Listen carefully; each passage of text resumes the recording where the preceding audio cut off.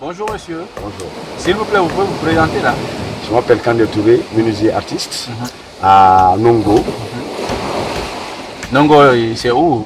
Nongo, plus précisément auprès du terrain de football. C'est là-bas où je suis installé. C'est là où je trouve mon Qu'est-ce que vous faites dans la vie, s'il vous plaît? Bon, c'est ça mon métier. Je suis un artiste. J'évolue un peu dans la menuiserie. Je fais un peu de sculpture aussi. Je me suis pas mal à chaque année, peut-être. J'ai créé, en tout cas chaque année, je crée un ou deux objets. C'est comme ça. Et c'est-à-dire quel genre d'objet?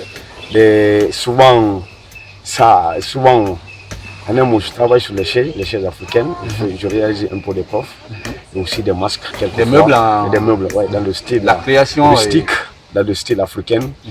Design et gravure dessus, ça dépend quoi. Je fais des petits encadrements et c'est comme ça quoi.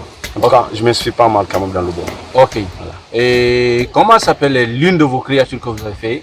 Par exemple, les chaises baoulées, je fais des chaises baoulées, je fais des tabourets bagarres. Et je fais aussi des fauteuils de trône, des grandes fauteuils démontables, des fauteuils de trône. En tout cas, je fais pas mal de choses. Et vous avez duré dans le métier dans combien de temps? Vous avez fait combien de temps? Ça me fait 10 ans que je suis dans ce métier. 10 ans. Et quel plaisir vous avez dans ce métier? Je me plais dans ce métier parce que ça m'aide à passer mon quotidien, si tu veux, et je viens à l'aide de la famille de foi. Et bien, ce qui m'anime un peu, mon ambition, c'est d'aller exposer à l'international, c'est tout. Présenter mon talent en Europe, ou soit aux États-Unis quelque part, si j'ai la chance un jour. Ok. Pourquoi vous avez choisi ce métier, s'il vous plaît? Et c'est parce que j'aimais ce tout. J'aimais ce tout. Je suis tombé sur quelqu'un qui a fait un peu le tour de l'Afrique, qui est guinéen. Il est né en Guinée. Peut-être à l'âge de 15 ans, il est sorti en aventure. Et il a fait son aventure vers Burkina Faso et la Côte d'Ivoire. La Côte d'Ivoire, il est parti vers le Libéria. La guerre a fait qu'il est venu aussi en Guinée, son pays d'origine. Et du coup, un jour, on s'est rencontrés dans la rue, comme il n'y avait pas quelqu'un à côté qui s'exprimait en français. Et du coup, moi, je lui ai répondu. Il m'a posé des questions aussi. Des fois, je peux l'aider dans quelques situations dans le quartier. J'ai dit oui. Donc, on est resté potes. Du coup, il m'a pris un jour, on est allé vendre un tabouret, une chaise africaine, à un blanc qui n'habitait pas loin de chez nous. Et ça m'a animé d'apprendre le métier. Maintenant, vous dites que vous aimez votre métier. C'est bien ça? J'aime plus que le mot même. Vous apprenez les gens aussi? Vous avez des apprentis ou... Et tu sais, en Guinée, c'est pas facile quoi. Les enfants, ils veulent pas apprendre le métier quoi. Tu vois, non? Tu vois, toi-même, tu connais un peu la Guinée. Quels sont les conseils que vous donnez aux gens qui n'ont jamais pratiqué ce métier? Moi, je donne à tout un chacun. Moi, je donne le conseil à tout un chacun, à tout un jeune quand même. À défaut des deux codes, de se contenter de métier. En tout cas, de ne pas rester comme ça dans la vie, pour rien. Il faut se professionnaliser. S'il y a défaut de l'école, on peut se contenter de quelque chose. C'est comme ça. Mais il ne faut pas rester comme ça indifférent. Quels sont les avantages de ce métier pour vous? Je t'ai dit ça déjà. L'avantage est que je subviens à mes besoins.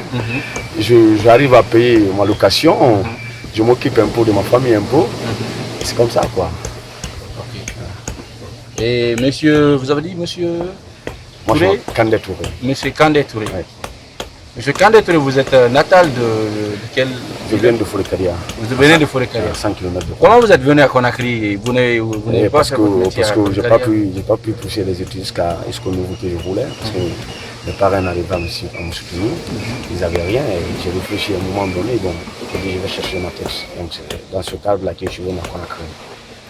Je ne pouvais pas continuer à les emmerder, ça ne va pas. Donc, j'ai jugé nécessaire de chercher ma tête, quoi.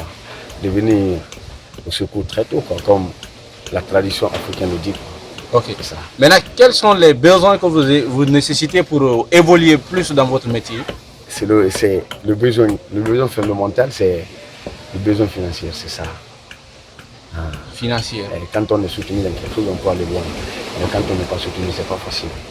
Vous demandez le financement pour évoluer de façon individuelle, c'est pas facile. Vous demandez le financement pourquoi? Pour les matériels ou quoi? Non, pas pour les matériels, bon, pas simplement pour le financement, mais qu'on me donne l'opportunité de vendre mes affaires si tu veux, sur le plan international, c'est ça qui a plus de rentabilité que de vendre ça qu'on a créé. Parce que là, juste, on ne cherche pas à gagner notre texte, on cherche à gagner la vie. Du coup, tu ne peux pas vendre au prix que tu veux.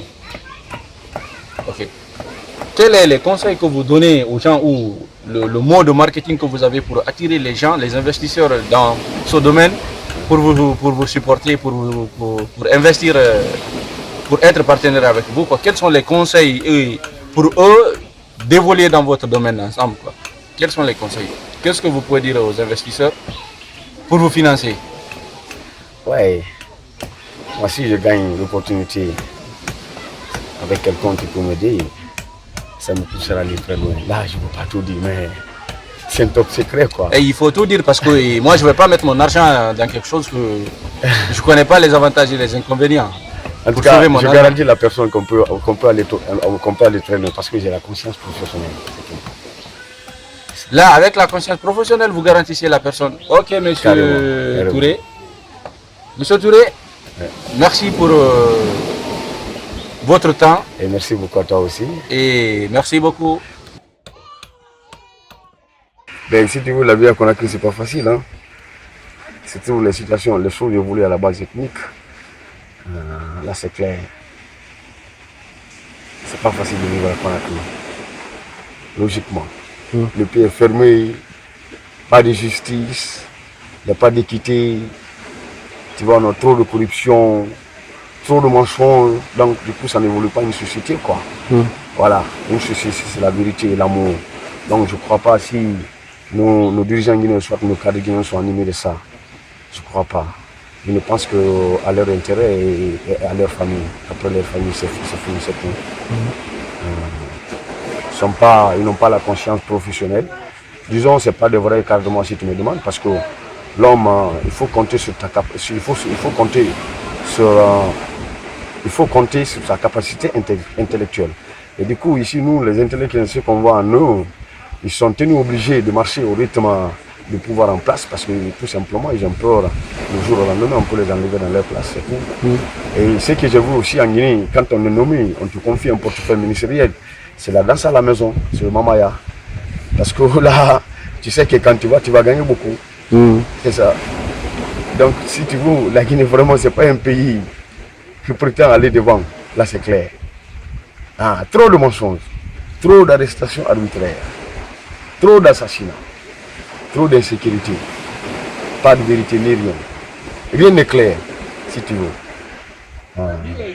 Sauf qu'un jour, on a la chance de tomber sur un bon président. Mais si ce n'est que le cas, notre génération, là, vraiment, on est foutu, on est dans la merde. On n'a pas de chemin là où aller. Notre pays n'a pas une bonne réputation. Avec la mauvaise gouvernance, rien ne peut aller. Il faut la vérité, rien que la vérité. Sans la vérité, aucune société au monde ne peut évoluer. Et l'amour, c'est ça. C'est tout ce que moi je peux dire, quoi. L'amour.